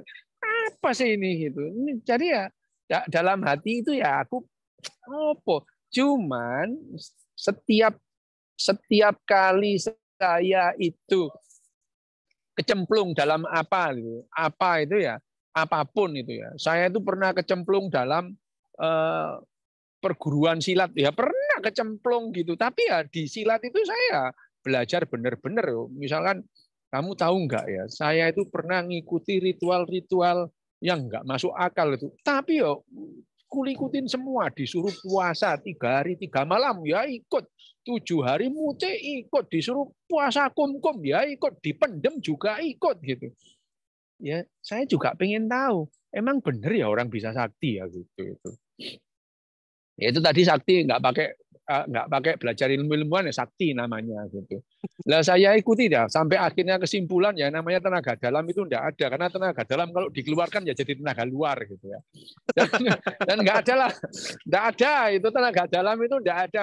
Kalau memang orang-orang yang belajar tenaga dalam dikumpulin membuat PLTD ya, pembangkit listrik tenaga dalam itu kan ya enak gitu. Itu omong kosong semua lah itu. Ya enggak ada gitu. Nah, tapi kalau misalnya tadi pertanyaannya Kalista bahwa saya meskipun saya itu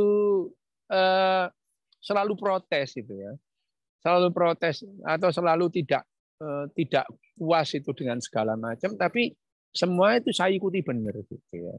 Jadi meskipun saya itu tidak nyaman dengan pendidikan kedokteran itu, tapi ilmu kedokteran itu saya pelajari beneran gitu.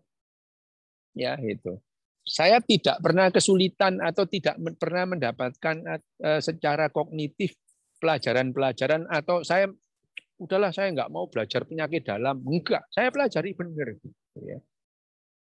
Pada saat saya lulus terus pengen spesialis apa, saya juga mau apa ya spesialis apa gitu. Bahkan selama saya 3 tahun di Kalimantan itu, saya pertama nggak kepikiran jadi dokter bedah saraf, itu nggak kepikiran itu ya. Saya malah kepingin kalau sekolah itu waktu itu ortopedi gitu ya. Tapi 6 bulan terakhir itu mendadak aja saya pengen berubah. Dah, saya belajar yang paling bulat lah gitu ya. Sekolah yang paling bulat lah itu. Sekolah bedah saraf gitu ya. Itu juga detik-detik terakhir gitu ya. Dan pada saat saya sekolah sebagai dokter bedah saraf, iya beneran gitu ya. Ya itu ya beneran itu ya meskipun sepanjang sekolah itu juga ini sekolah apa sih ini ya, tapi ya tetap dijalani gitu. Tetap dijalani dengan ya sekuat tenaga, sepenuh hati gitu ya. Gitu. Jadi ya tadi itu kalau pertanyaannya Rian tadi itu banyak orang yang heran dengan hidup saya. Oh, aku aja heran, apalagi orang lain gitu. Loh, aku aja heran, loh kok bisa loh ya saya ini ya protes gitu ya. Nah, ya gitu.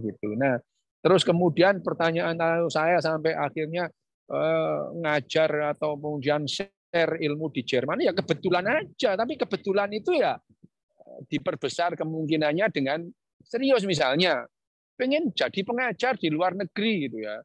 Lah iyalah ya, gimana caranya? Lo ya datang ke luar negeri yang dibutuhkan apa, terus kemudian gimana caranya ngajar di sini, ya kan gitu ya. Gimana bisa diterima sebagai pengajar di sini gitu. Lah kan ya tidak mungkin kamu datang ke Indonesia, ke Jerman, saya mau ngajar, terus orang Jerman, wah aku mau siap diajar loh, ya enggak gitu caranya gitu ya. Ya di sini syarat-syaratnya apa supaya bisa kualifikasi ngajar gitu. Kan gitu ya gitu. Sama dengan tadi yang usulan kepingin ya gimana pun juga kalau mau jadi dokter gimana? Yang pertama, saya supaya bisa jadi mahasiswa fakultas kedokteran. Gitu dulu, nggak usah jauh-jauh gitu ya. Nggak usah jauh-jauh pengen kaya lah, pengen apa. Lu kalau pengen jadi dokter gimana sih kualifikasi jadi dokter gitu. Datang gitu. Setelah jadi dokter gimana? Kualifikasi saya supaya lulus jadi dokter gitu. Setelah itu ya itu. Tapi kalau di tengah jalan lah ternyata dokter duitnya nggak banyak, ya udah itu ya. Ya udah selesai, nggak apa-apa, nggak harus lah jadi dokter itu, nggak harus itu. Gitu ya Kalista ya. Memang hidupku itu kayak roller coaster, bener kamu itu. Walah kayak roller coaster gitu. Kayak roller coaster itu. Ekstrim kanan, ekstrim kiri gitu ya. Keputusan, tapi ya misalnya belajarku itu ya belajar sungguh-sungguh itu ya, belajar sungguh segala macam. Kalau saya pengen tahu ya pengen tahu benar-benar itu. Sampai hari ini buku yang saya baca adalah 15.323. Nanti malam mungkin 24 itu ya. Buku, semua buku anim juga saya baca. Aku ngikutin itu Titan itu ya tak ikutin gitu. Tidak ada, kalau ada buku ya tak baca gitu. Titan ya tak baca. Dibilang wibu ya wibu, orang buku-buku Korea juga saya baca itu. Dikiranya orang-orang itu saya itu benci sama orang-orang Korea. Enggak, itu cuma saya itu cuma geli aja melihat perilaku orang Indonesia tentang Korea itu loh ya, itu army-armian gitu, itu geli. Loh, saya itu ya seneng Blackpink itu ya dengerin ya seneng, tapi ya nggak segitunya sampai marah-marah kalau ada orang ngomongin Jungkook, Jimin itu ya nggak segitunya gitu. Loh ya gitu. Loh buku-buku Korea juga saya baca. Kenapa Korea bisa seperti itu? Saya juga baca gitu ya itu. Nah, itu mungkin perbedaannya ya. Saya protes tapi saya jalani itu. Jangan protes tapi nggak menjalani gitu ya. Saya protes, tapi ya saya jalani supaya saya jadi. Kalau hanya saya sekedar protes, wah Indonesia kok gini ya, kamu nggak kemana-mana. Gitu. Cuma protes toh gitu, gitu ya. Gitu. Oke, gitu ya Kalista ya. Iya. Kalau dari pandangan aku sih, mungkin maksud Dr. Rio ini kita kalau merasa lelah atau kayak muak itu wajar aja. Tapi yang terpenting tuh buat memperbesar kemungkinan itu. Jadi walaupun kita kesel tuh tetap ada gerakannya, kita maju gitu. Jadi makasih banyak ya dok. Jujur aku suka sih sama Dr. Rio. Tapi nggak gampang sih. Kita itu nggak suka tapi menjalani itu nggak gampang gitu. Nggak suka tapi dijalani. Gitu. Ya, tapi tolong teman-teman di sini jangan fokus pada kata kebetulannya. Karena di balik kebetulan tadi ya itu memperbesar kemungkinan yang paling penting. Begitu dok ya? Loh, kamu itu loh ya memang kebetulan. Bayangin aja, aku itu pernah datang ke Australia untuk sekolah. Itu nggak ngerti harus apa gitu ya. Ke sono datang gitu ya. Loh, nggak sampai di sana itu, aku nih ngapain bisa ke sini itu loh, ngapain gitu. Bayangin aja sudah sampai di Sydney terus, loh aku itu loh ngapain di sini, tapi ya dijalani gitu.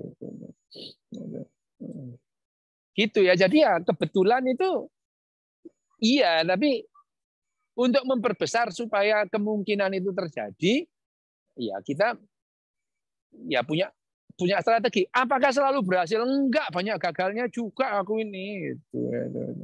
Banyak gagalnya. Gitu. Banyak gagalnya. Oke. Ya gimana Genta? Kita udah malam nih gitu ya. Iya, halo Bang. Tes.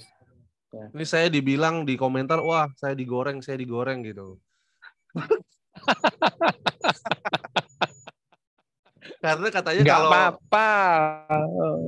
Nggak, karena selama ini kan saya selalu ngajarin mereka itu untuk berusaha sebaik mungkin. Satu, ya kan, Iya.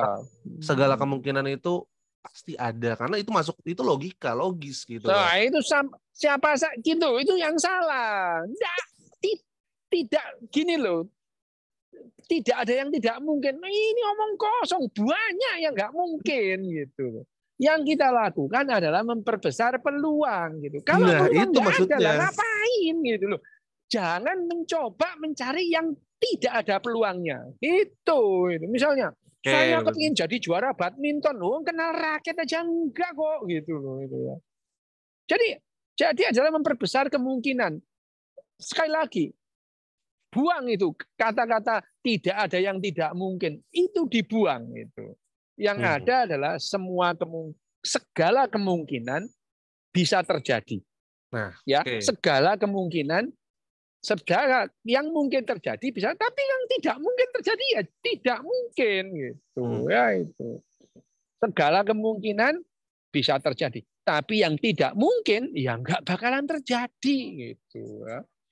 Gitu ya. Jadi ya mungkin mungkin aku satu-satunya pembicara yang menyakitkan perasaanmu, tapi kalau kalian perasaanmu sakit, kalian adalah orang normal gitu. Apakah Yosua sakit hati di mentoring hari kali ini? Tertampar aja itu.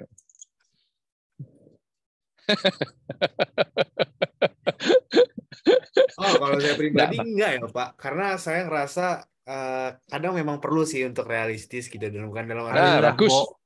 Bohong dok nih.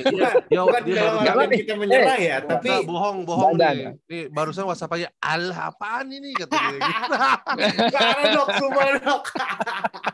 Nggak, cuma menurut saya apa yang saya tangkap tadi dokter bilang untuk nyoba yang tentang analogi tentang dadu itu menurut saya memang benar, kita harus coba gitu loh. Dan nggak bener juga boleh Yos. Ya nggak apa-apa gitu. Ya nggak apa-apa itu. Ya nggak apa-apa. Memang kalau ya saya dari berbagai diundang gitu ya, saya ngomong hati-hati loh ya, aku ngomong apa adanya loh ya, mesti banyak yang sakit hati loh ya, nggak apa-apa gitu. Kalau kamu sakit hati itu kamu orang normal gitu ya, karena ya pada umumnya itu akan sakit hati gitu ya, diomongin, bayangin aja kamu punya harapan besar-besar, harapanmu dibanting gitu kan jengkel ya. Lebih baik kamu itu ketemu orang yang toxic positivity itu ya, kamu dipuk-puk, ayo kamu bisa, kamu seneng yang gitu. Dikasih tahu nggak mungkin lah kamu, misalnya gini, aku kepengen jadi saintis, halah IQ-mu 90, nggak usah lah, kamu nggak usah belajar sains, kamu belajar tenaga dalam aja, nggak cukup gitu. Saya bilang beneran ini, kalau coba lah tes IQ, kalau IQ-mu 100 gitu ya, di atas 100 oke lah, kamu belajar sains oke lah. Tapi kalau IQ-mu 80, nggak usah lah, kamu belajar tenaga dalam aja gitu. Belajar pura-pura kesurupan gitu aja, udahlah nggak apa-apa juga gitu. Itu menghasilkan duit kok. Kamu belajar tenaga dalam, pura-pura kesurupan, terus ahli semedi gitu ya. Semedi sekarang itu Pak ada nama kerennya, meditasi. Padahal ya semedi padahal itu ya. Sama aja itu. Jadi kalau kamu belajar gitu aja lah, itu menghasilkan, beneran itu. Kamu jadi guru semedi itu menghasilkan duit kok. Nggak usah jadi dokter juga nggak apa-apa ya. Jadi kita realistis saja. Kalau IQ-mu di atas 100 gitu ya, 120 atau 130 ya, oke lah belajar fisika gitu ya. Oke gitu. Tapi kalau di bawah 100 apalagi 80 udahlah. Wes belajar tenaga dalam aja lah gitu ya. Kan nggak ada loh ya, justru nggak ada itu ya. Peluang bisnis selalu ada Yosua, tenang aja ya. Lah iya itu. Oke, karena hari ini mungkin udah malam ya dok ya, jadi mungkin ya nggak bisa berkata-kata lagi nih. Tapi tolong jangan jangan ada yang bilang bahwa ini saya dan Dokter Yu ini berbeda pendapat. Dalam banyak hal kita sama pendapatnya gitu. Termasuk dalam sisi religiusitas mungkin gitu. Tapi untuk kali ini saya mengaku bahwa ya ini berbeda banget gitu dengan biasa yang kita omongin ya. Tapi memang sengaja dihadirkan untuk ini karena jangan sampai kita tuh pandang kita tuh satu aja gitu. Mungkin kita nggak akan dapat motivasi dok dari Dokter Yu Hasan, tapi mungkin sebagai motivasi ini ya dia motivasi. Sebagai penutup malam ini, saya mau tanya kutipan yang paling dokter sukai dari banyak buku yang dokter baca apa? Mungkin bisa dibagiin ke teman-teman. Kutipan dari banyak buku itu ya. Sebetulnya buku-buku itu bagus semua, gitu ya. Tapi ada satu kutipan itu ya. Kutipan itu dari buku nggak penting sih itu ya. Buku nggak penting, betul itu ya. Buku nggak penting. Jadi yang namanya buku nggak penting, tapi buku itu kemudian jadi film gitu ya. Film. Bahwa yang namanya seringkali ada waktu filmnya itu kutipannya satu. Berapa banyak malapetaka yang dimulai dengan niat baik. Ya, itu. Ya, itu. Berapa banyak malapetaka yang dimulai dengan niat baik itu. Saya tahu kalian di sini itu dengan niat baik itu ya.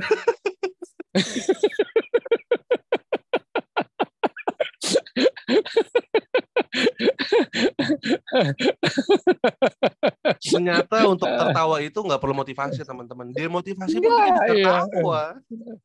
Iya. Ya, oke. Mungkin diakhiri ini ya dengan sesi foto bareng seperti biasa, Genta. Yang on cam aja, Gen, yang dipoto sebelum kita itu. Oh ya, saya mau ngingetin ada hadiah ya untuk 2 orang terpilih. Silahkan nanti teman-teman posting di Instagram, di story, kemudian tag Dr. Yu Hasan tentang demotivasi apa yang Anda dapatkan hari ini. Harus ada kata-katanya loh, demotivasi apa yang Anda dapatkan hari ini.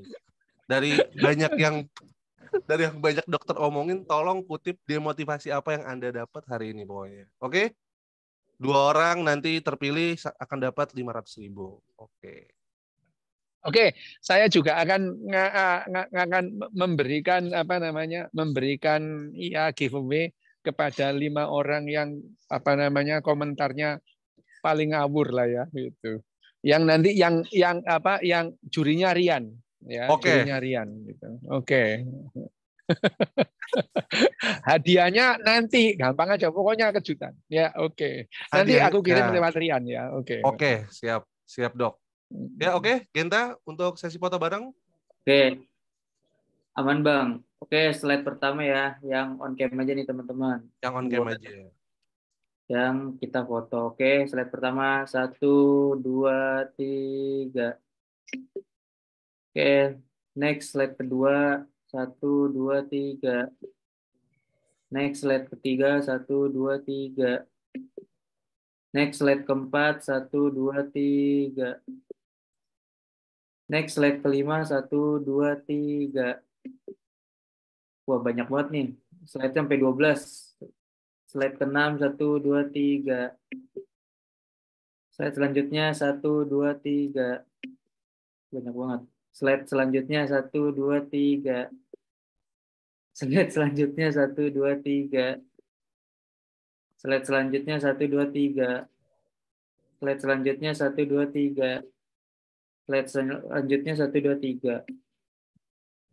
Oke. Udah, Kak. Oke. Mungkin Genta mewakili saya untuk berterima kasih ke Dr. Yu Hasan. Ya, sebelumnya aku dari tadi mendengar apa yang dikata Pak Yu Hasan memang sedikit berbeda dari webinar-webinar sebelumnya yang memang sering kita kayak banyak kayak kata-kata untayan yang memang bikin kita semangat, dan di sisi lain mungkin memang ini. Tapi betul, karena kalau kata Mbak Sujiwo Tejo kan apa? Yang kalau kita mencintai. Coba yang diingat. Kalau aduh, aku lupa, Kak. Pokoknya tentang mencintai gitu. Ya, ide kalau kata Mbak Sujiwo Tejo apa? Jangan bangunkan orang yang bermimpi, tapi apa? Oh iya, tidurkan orang yang bangun agar dia punya mimpi. Tapi hari ini mimpi kita disuruh tidur gitu.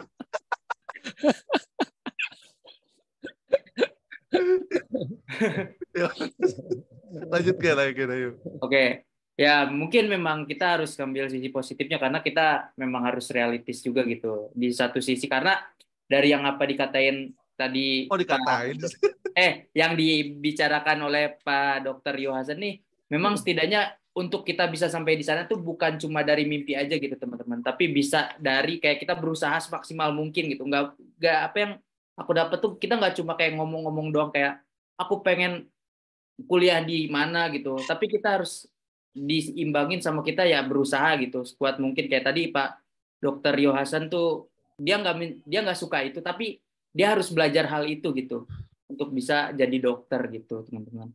Nah, mungkin untuk malam ini aku mewakili teman-teman Alternativa semuanya mau ngucapin terima kasih buat Pak Dr. Yu Hasan yang udah menyempatkan waktunya sekitar 90 menit lebih 10 menit untuk bisa ngasih realitis kehidupan sebenarnya mungkin ya.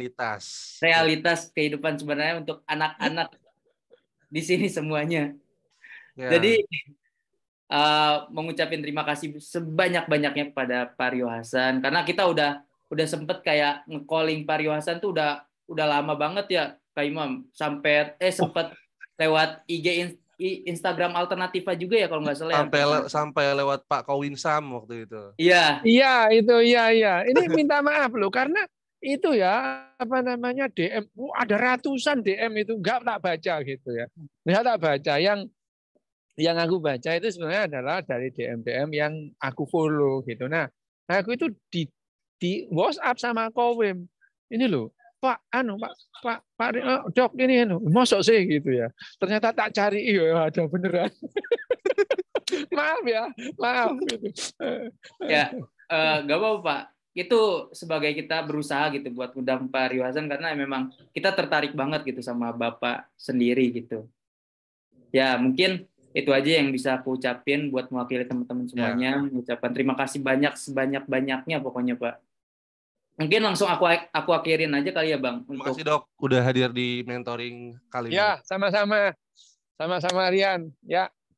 Semoga sehat selalu sukses. Dok. Ya, Semoga sehat selalu. Oke, ya, oke. Oke, bye-bye teman-teman semuanya. Terima kasih. Wah, udah nggak ada dokternya nih, kita gibahin aja. Waduh.